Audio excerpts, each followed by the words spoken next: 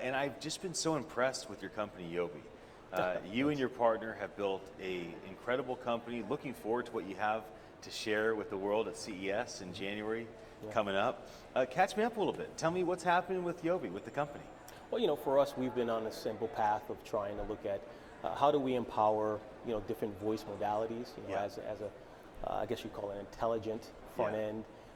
We deal with the acoustic environment and some of the challenges associated with that, but we're also dabbling now into the identification space. So we think that's a kind of a I guess a complementary skill set, the ability for you to actually get voice data that's usable by extracting linguistic and the biological markers. So ASR chatbots and things they can work accurately in noisy environments.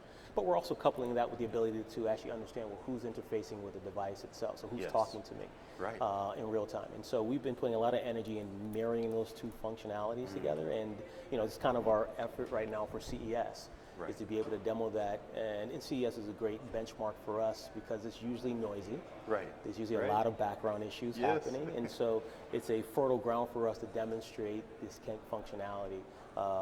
And so that's kind of what we've been focused on right now. We're moving forward going to CES. Can I ask you a question that tens of millions of people are wondering? Yeah. Why aren't we talking to these? It's funny you asked that question. It's one of those things where when you leave the confines of your home and you go into what we call the real world, the anomalies happening from an acoustic standpoint are unmeasurable. It's very difficult to machine learn your way out of the dog barking in the background or your kids screaming or what happens in acoustics of a car. We've all tried to use kind of voice command in the car. And so the challenge isn't like natural language, right? Tons of partners here at this event. Very accurate back-end profile, models, right? They're in the high 90 percentiles of accuracy. And so, to your point, so then why can't I use that on my cell phone? Well, it's because your cell phone has to actually live in the real world. It has to actually walk around outside with wind noise. It has to deal with the acoustic environments, like we mentioned earlier, like a car. And so, actually, it's funny you brought that up. That's been a focal point of ours, is to create solutions that on the front end of a phone operate seamlessly with your back-end ASR engine, your back-end chatbot, right? And so it's that third wall, I guess, we're trying to break, where it's now, if I'm going out and I'm running, can I talk and have voice commands? And part of that is acoustics. It's not because the science isn't there. It's a front-end garbage in, garbage out problem, and the cell phone, we think, is almost like the last device, right? Something might come, I don't know if it's going to be in my lifetime, but it might come. But right now, we're pretty comfortable that most people are carrying a cell phone. So to your point, you should be able to basically answer your phone without picking it up. You should be able to order a pizza without picking up your phone. You should be able to have accurate voice commands. And we all know the platforms that we use every day that sometimes fall short. It's not the algorithms on the back end. Those are great. It's because it's noisy and we have interference and it's a challenge from a technical standpoint. When it comes to Yobe, if you want to follow up, find out more about what your company has built, what's the best way for them to do that, and how might they reach out? On your website, or should they connect with Ken Sutton? The website would be probably the easiest thing to do. It's because it has yobi.ai. YOBE-INC. So it's yobeinc.com. I was completely wrong. Rewind what I said. YOBE Inc. YOBEINC.com. And then how can the community help? So if somebody watches our conversation, they check it out, you're bringing on new clients? Are you hiring? Are you raising? Give me a state we're a software startup, so we're doing all the above. All the above. Not raising right now. We have great partners, so we're set there. But we are looking for partners, and we are trying to be a little more focused. Right? We can do a lot of different things. We cut our teeth with agencies in the local area, and moving towards more commercial applications for those. So we're always looking for partners, but we're also looking for problems. At the end of the day, we're engineering focused company, and so there's acoustic problems, there's accuracy problems in environments.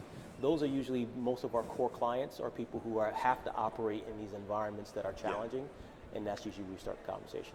And then finally, you're here with 1,000 peers and startup, entrepreneurs and everybody involved in the ecosystem. What's the advantage of being at something like Voice 22, and why should people come join us at Voice at CES January 6th or Voice 23 at Washinton D.C.? Yeah, I think that the voice community to a point has to kind of coalesce because there's an ecosystem. We're all components in some other type of functionality to a certain degree. But the other part is, we're still educating the market. One of the things that we find ourselves doing a lot of is just helping OEMs and different clients figure out the challenges associated with deploying voice. So these type of opportunities give us a chance to create best practices, hear from everyone else's point of view, come up with a consensus on how to move forward. We're getting very kind of defined on the revenue models associated with voice and the potential revenue models that haven't been explored. Yeah. And so this is really, we all kind of work on an island, right? Yep. We go out, we do our things, we have our clients, but this is a chance to kind of get us consortium and get brainstorm, if you would, yes. And best practices on how to push this modality forward, because sooner or later it is going to be a very dominant modality. I mean, I was just talking to a colleague 5 minutes ago. The only reason why our laptop has a keyboard, the only reason why it has a keyboard is because we can't talk to it. Right. That's so it. as these technologies get more and more prolific, that's going to happen sooner or later. It might be, James Kirk in Star Trek, but sooner or later we'll get there. No and doubt. we just want to kind of, as a community, drive that conversation forward. Well, I'm so glad you sat down with me, Ken. It's always good to catch up. I have a lot of honor for Yobe, if I don't know your website. Yeah. Fair enough. Or how to spell your company name. But it's you're setting a tone for other entrepreneurs to run after. So I appreciate you're doing great, and great things are to come. Yeah, good. Absolutely. Thanks for having me. Anybody that's watching our conversation, thanks for your attention. My name's Ian Utile. I'm the CEO at attn.live. It's always fun to bring you these fireside chats from Voice 22 here at Washinton D.C. I'll be back again with more. And until then, have a happy day.